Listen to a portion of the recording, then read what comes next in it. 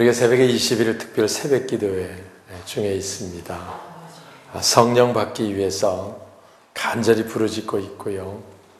하나님께서 간절히 부르짖는 우리 기도를 들으시고 우리 교회 새로운 아름다운 역사를 허락해 주실 줄 믿습니다. 오늘 일부 예배 드릴 때 우리 새로운 분이 오셔가지고 함께 예배 드리고 목양실에서 상담을 했습니다.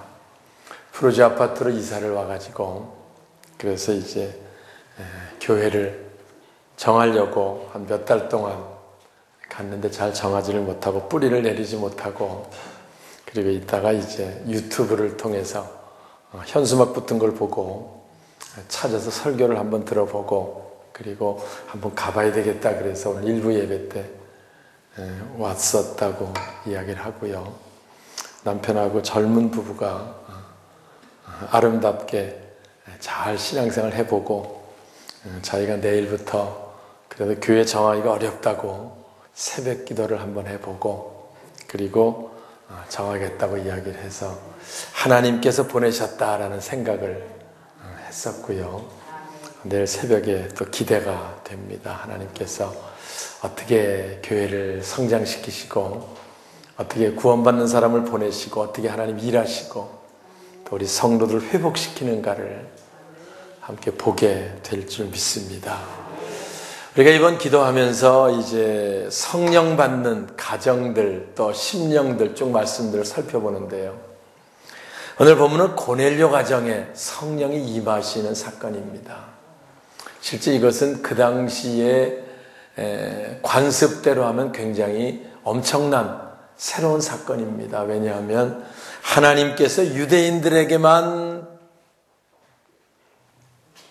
복음을 전하시고 은혜를 베푸시고 한다고 생각을 하고 있을 때 최초 이방인에게 성령이 임하는 사건이 있었고요. 최초 이방인 가족으로 공식적인 하나님의 자녀가 되는 그런 가정이 있고 그 이후에 충주까지 복음이 전파돼서 오늘 우리들까지 하나님 자녀가 되는 계기가 바로 오늘 10장부터 시작이 되는 겁니다.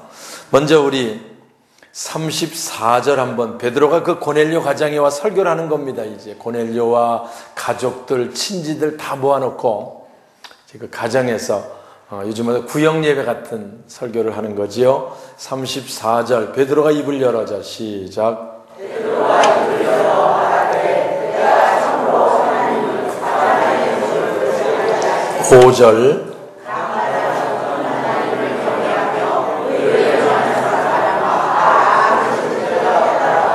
예, 베드로가 놀란 겁니다, 와서. 왜냐하면 유대인들에게만 하나님 함께 하시는 줄 알았는데 여기 와서 보니까 이방인들인 고넬료에게도 함께 하심의 역사를 보았다는 거지요, 와서. 그래서 여기 먼저 설교 시작 전에 고백하는 겁니다. 내가 이제 깨달았다. 하나님은 우리 유대인들만의 하나님인 줄 알았는데 그 하나님이 아니고 중심을 보시고, 하나님 늘 중심을 보십니다. 할렐루야. 중심을 보세요. 어떤 자매님이 교회 올 때마다 늘 배꼽 티를 입고 와가지고 목사님이 야, 왜 배꼽 티를 입고 오냐, 좀 이렇게 좀 오리고지. 아니, 하나님 중심을 보신다 그래서 그러는데요. 이렇게 했던 우스갯소리가 있었는데요. 그런 중심이 아니고 마음 중심이 하나님을 향하고, 마음 중심이 주님 은혜를 사모하고, 마음 중심이 은혜 입고 싶어하고, 이런 사람들을 하나님 받으신다라고 베드로가 설교를 하는 거지요. 와서 오늘 고넬료가 얼마큼 사모했으면 이렇게 설교를 시작을 하는 걸 보고요. 이 사모함이 우리들 속에 있으면 사모하는 심령에게 하나님 성령을, 좋은 것을 부어 주실 줄 믿습니다. 자, 먼저 예수님 하신 일을 먼저 설교하지요. 첫 번째 38절입니다. 하나님이, 자 시작. 하나님이 나사렛 예수에게 성령과 능력을 기름으로 하셨으며 그가 거룩하시며 선한 일을 하시고 마귀에게 누린 모든 사람을 주셨으니 이는 하나님이 함께 하셨으니 하나님이 나사렛 예수에게 성령과 기름, 능력을 기름 붓듯 하셨다. 그래서 예수님 사역에 엄청난 역사들이 나타나게 되는 거지요. 실제로 예수님이 33년 반쯤 사셨는데요. 그 33년 반, 길지 않은 생애인데 그동안 계속 능력이 나타났던 건 아니고요. 30년 동안은 별 기록이 없고 요한에게 세례를 받으시고 성령이 비둘기처럼 임하시고 나서부터 여기 본문에 나오는 대로 하나님이 나사렛 예수에게 성령과 능력을 기름 붓듯 하시는 성령 강림의 사건이 있었고요. 그때부터 예수님에게 능력이 나타나서 수많은 역사들을 일으키기 시작했는데 그 첫 번째 일이 뭐냐면은 마귀에게 눌린 모든 사람들을 고치시는 일을 했다. 무슨 일을 했다고요? 마귀에게 눌린 모든 사람을 고치시는 일들을 했다. 우리가 늘 이 땅에 사는 동안 여러 가지 우리를 누르고 있는 문제들이 많거든요. 억압하고 힘들고 쩔쩔매게 하는 문제들이 많아요. 그게 질병일 수도 있고요. 거기 얽매이잖아요. 물질일 수 있고요. 또 자녀들일 수도 있고요. 여러 가지 사업의 문제도 있고 하여튼 이 문제 저 문제 눌려 있는데 사실은 그 수많은 문제들이 한마디로 말하면 영적으로 눌려 있기 때문이다 그 말입니다. 영적으로. 더 정확히 말하면 누가 누르느냐? 마귀가 누르고 있어서 그렇다는 거야. 마귀가. 그래서 삶이 힘들고 어렵고 이제 그런 삶이 되는 거지요.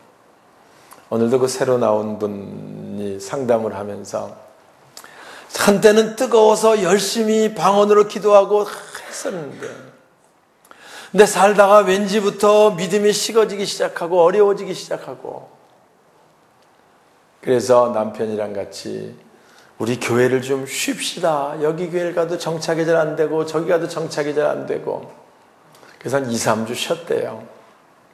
쉬다 보니까 견딜 수가 없더래 또 와가지고서 남편한테 쉬니까 어때? 그러니까 괜찮다 그러더래. 그래서 그럼 큰일 난다 그랬어. 와서 자기가 교회를 안 가니까 설교를 뭘 듣게 들어야 되니까 주일은 유튜브로 설교를 보다가 그러다가 이제 가자 그래서 오늘 9시에 우리 교회 일부 예배를 와서 함께 참여했다 그래요.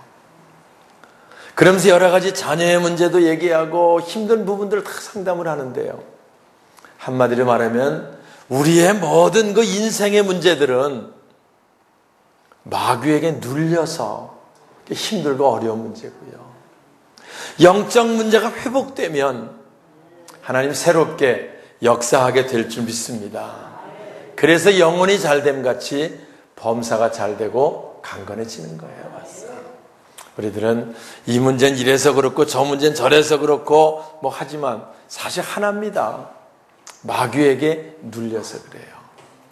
오늘 우리가 마귀에게 눌리는 것을 뒤집을 수 있으면 그래서 우리가 누를 수 있으면 하나님 새로운 은혜가 임하게 되는 줄 믿습니다.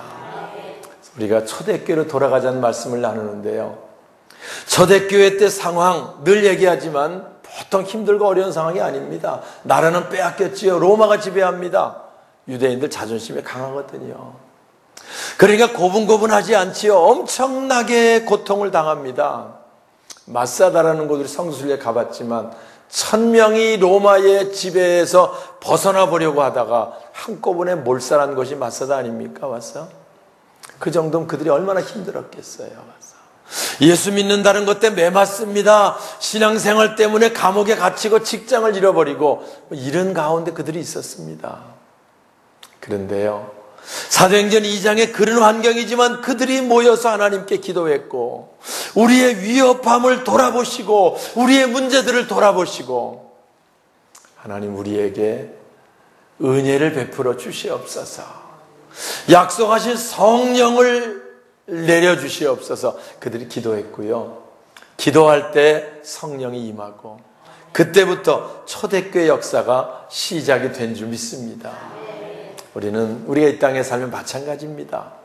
인생을 살면 쉽지 않습니다. 경기도 만만한 것 같지 않고 사람 관계도 쉽지 않고 자녀 양육도 쉽지 않고 그러나 이 모든 문제들은 영적인 문제가 회복되면 눈 녹듯 다 사라지게 되는 줄 믿습니다.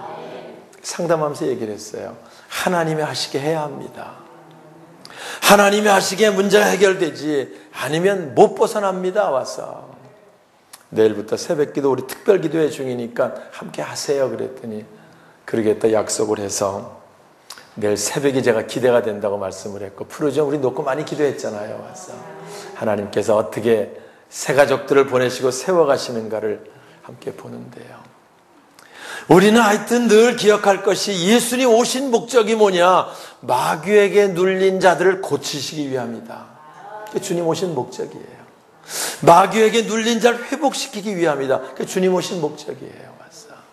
오늘 그래서 이 역사가 이번 기도회에 나타날 수 있기를 주님의 이름으로 축원합니다. 두 번째 복음을 전합니다. 40절 주보에 있습니다. 하나님이 시작.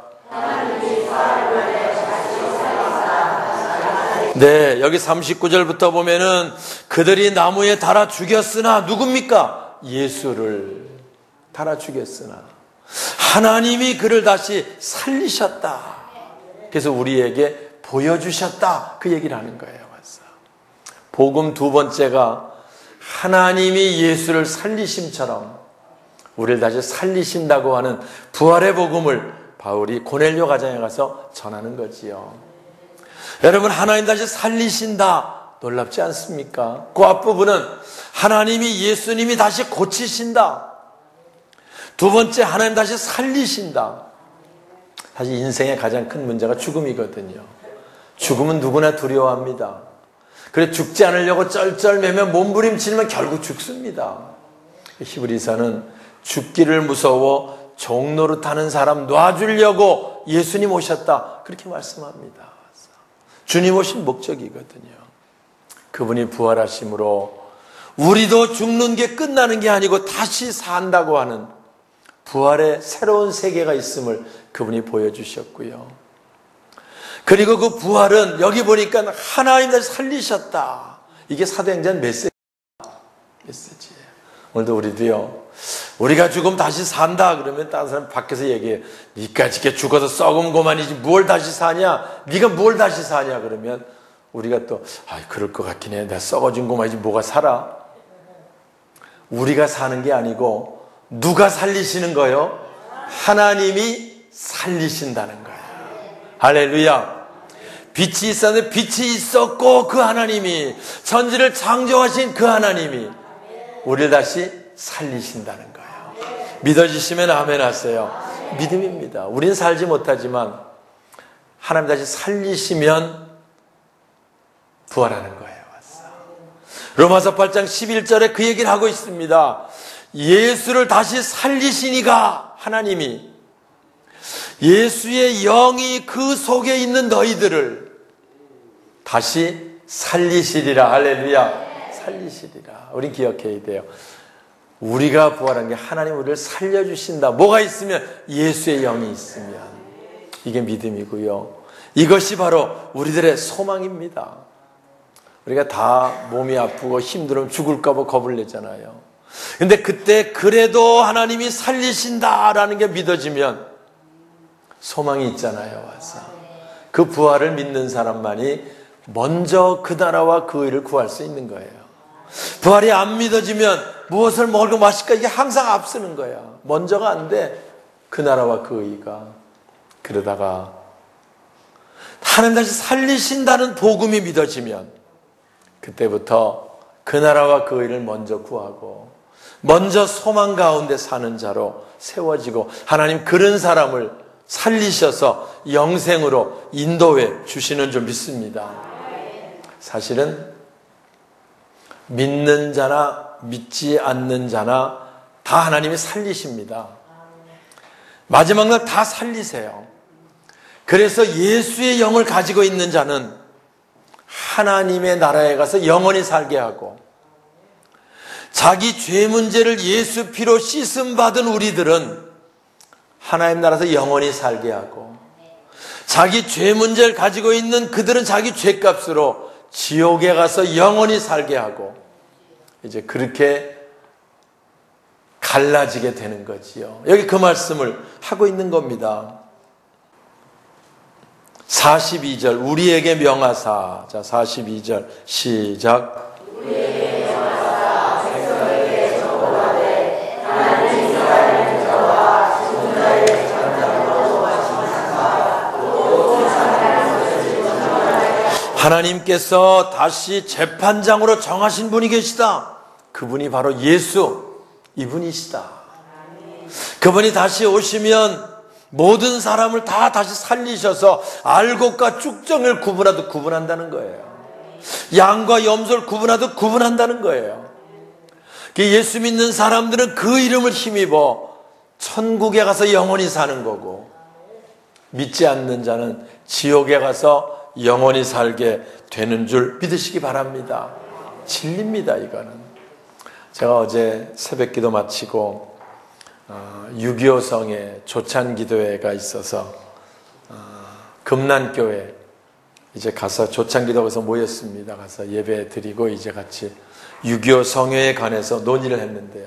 현수막이 크게 붙어놨는데 지옥불 뜨거운 거를 생각하며 전도하자 이렇게 써붙여놨더라고요. 그래서 참 원색적인 복음을 전하는구나 라는 생각을 했어요. 아주 섬뜩해 큼지막하게 지옥불에 가서 영원히 살 걸 생각하고 전도하자. 전도하자는 그렇게 된다는 거지요. 사실입니다. 그거는 하나님께서 다시 오시면 재판장으로 나눠서 믿는 자는 영생에, 믿지 않는 자는 영원한 멸망에 들어가게 하신다 라는 것을 베드로가 설교를 한 거지요. 와서 그러니까 고넬료 마음속에 예수의 은혜를 입으려고 하는 사모함이 얼마나 했겠어요. 와서 주님, 우리 가정에 주의 은혜가 임하길 원합니다. 예수의 은혜가 임하길 원합니다. 간절히 사모했고요. 그 사모할 때 그 말씀 듣는 그 가정에 성령이 임하셨다. 44절이죠. 자, 베드로가 이 말을 할 때에 시작. 베드로가 이 말을 할 때에 성령이 말씀 듣는 모든 사람에게 내려오시니. 할렐루야. 제가 새벽에 기도하다가 성령 받는 사건이 성경에 있었어요. 말씀 듣는 중에 성령 받는 사건이 여기 나옵니다. 우리가요, 기도하든 말씀을 듣든 찬송을 하든 중심으로 간절히 하면 하나님이 그 간절한 심령을 받으시고요, 그 심령에게 성령을 부어 주시는 줄 믿습니다. 간절히 하는 게 중요해요. 사모하는 게 중요해요. 사모하는 심령. 그래서 예수님 말씀해요. 구하는 자에게 좋은 것 성령을 주시지 않겠느냐. 우리가 이번 기도회에 우리가 함께 다 참여하지 않은 분 내일 다 참여해서 정말로 하나님께 간절히 사모하고 고넬료 가정에 임했더니 놀라운 역사가 우리 가정에도 임하게 하여 주시옵소서. 여기 그 성령 보고 베드로도 놀랬다 그랬어요.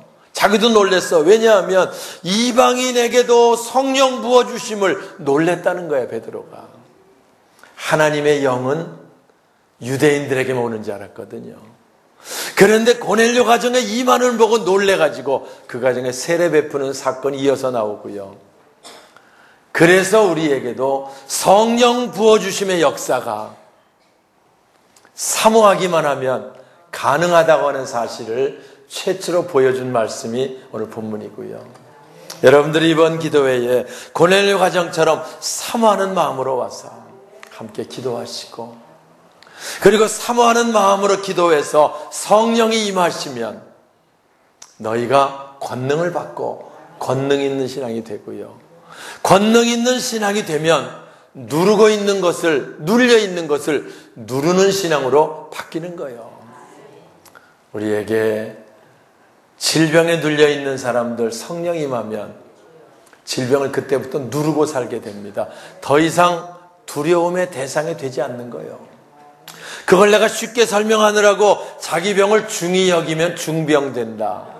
가볍게 여기면 가벼워지는 거예요.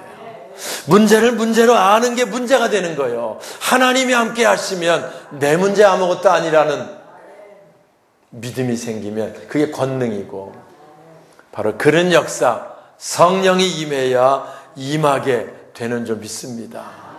우리가 먼저 눌려있는 문제를 누를 수 있는 거로 바꿀 수 있어야 우리가 나가 사람들 만날 때 질병에 눌려있는 사람 방법을 알잖아요.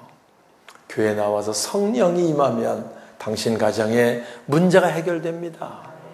성령이 임하면 당신의 모든 삶의 변화가 옵니다. 성령이 임하면 모든 환경을 다 누를 수 있습니다.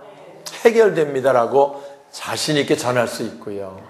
그게 바로 전도고 간증이 되는 줄 믿습니다. 이번 기도회 우리가 함께 참여해서 우리의 모든 문제들이 다 눌려있는 문제들이 고침받는 역사가 있기를 주님의 이름으로 축원합니다.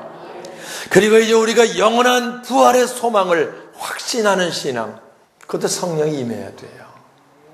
그리고 나서 다시 우리 주위에 수많은 눌려서 쩔쩔매는 사람들에게 그 방법을 전하고, 그래서 함께 은혜 생활하는 우리 모두가 될 수 있기를 주님의 이름으로 축원합니다.